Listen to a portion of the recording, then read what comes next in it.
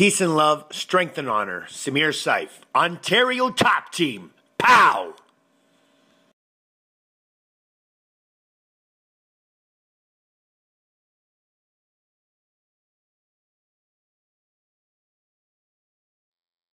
JKD is really MMA, and so far we've got 213 views, 5 likes, and I had a really good response, and I'm going to read it from Blimix. I'm an enthusiastic student of Jeet Kune Do, having recently attained level 6, so I still have a long way to go. I don't know what level 6 is, so you'll have to let me know how many levels there are and what that means. Please let me say that your video does not piss me off in the slightest. If you have found ways that JKD can improve, that's wonderful. The art should evolve, and moreover, everyone should make the art their own, learning more, leaning more toward the boxing, BJJ, and Muay Thai style techniques clearly works towards both your abilities and your practice of fighting and teaching professionally. I actually have a heavy Kali and Wing Chun background, and that also influences my art and what I teach. For my JKD class, at least, it is true that we practice many of our techniques without heavy resistance. We hold back power while we spar. It would horrify us to injure our training partners. Well, let me be clear. We also, in any form of sparring or drill sparring, progress with resistance to the level that the person is, and we always wear an enormous amount of equipment because it too would horrify us. Full contact training, Muay Thai is a hardcore sport that involves elbows and knees, and I don't think I look that ugly. I mean, I've got some cuts and some smashes, but if I was able to survive that many sparring sessions and fights, I can honestly say that we didn't have to hold back power. Now, in sparring, you generally will not hold back power a couple weeks before your match. Because you are training with people that are there. That's what they're there for, to simulate your match as closely as possible. But generally speaking, before that season comes, you are 70, 80% in your sparring anyway. So that's how everybody generally spars. Touching upon that, this is what you say, touching upon that, I offer a counterpoint to your idea that this deficit in our training is due to the technique's ineffectiveness. JKD, as you noted, is a street art. The practical difference between a street art and a sport art is that the sport art eschews techniques that are likely to cripple a person. You'll have to elaborate on that because I don't know what you're trying to achieve when you're in a street fight. I can guess, perhaps you're saying in a street fight you just want to survive and get away or stop the attack, and that in a sport fight you're actually trying to hurt each other so you can win. And I think, speaking from experience, that would be an incorrect assumption if that's what you're thinking. In the sport of wrestling, you want to get a takedown and you want to get the pin. In submission grappling or Brazilian Jiu-Jitsu, you want to get the takedown, you want to get the pass or sweep, you want to get points, or you want to submit him. I mean, if it was up to me, it would be to submit him so that he taps you. But in a real fight, whatever you're doing will break it, dislocate it, tear it, make him go unconscious. And in boxing, you want to knock him down or knock him out. Muay Thai, you want to knock him down or knock him out.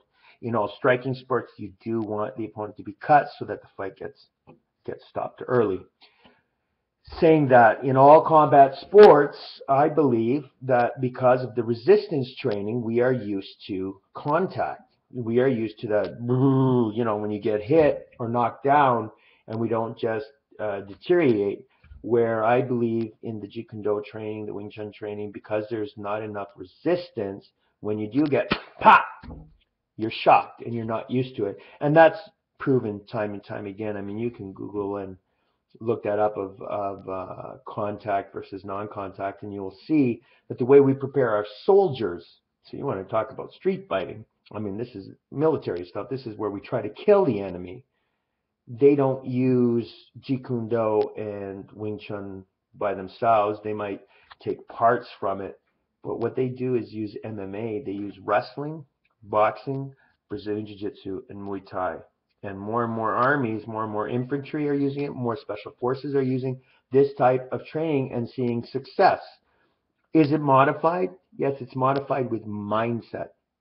You have to understand that there is biting, scratching, weaponry, hostile environment, multiple opponents, but the fundamentals remain the same. I mean, you need the structure of those kind of resistant sports, and you can make it real. So I would take the guy that knows boxing, wrestling, Muay Thai, or Brazilian Jiu-Jitsu and send him to war and say, listen, there's no rules. So when you have an opportunity to bite, to poke someone's eye, to rip their face off, please do so. And if you have a gun, please shoot them. And if you have a knife, please stab them.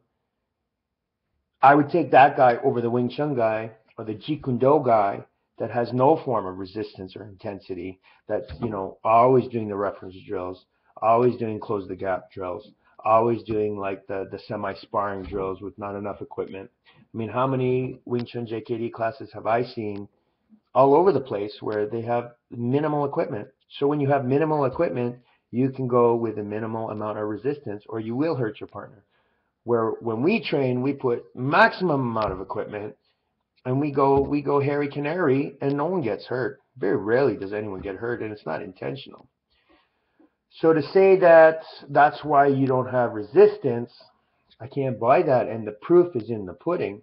Everyone can stand behind the myth of these death techniques and death touches and death-like systems. It's not true. It's just not true. Otherwise, they would be the most successful combative fighters or systems in the world, and they're not.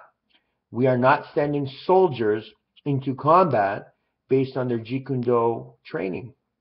We're sending them into combat based on their wrestling skills, their Brazilian Jiu-Jitsu skills, their Muay Thai skills, their boxing skills.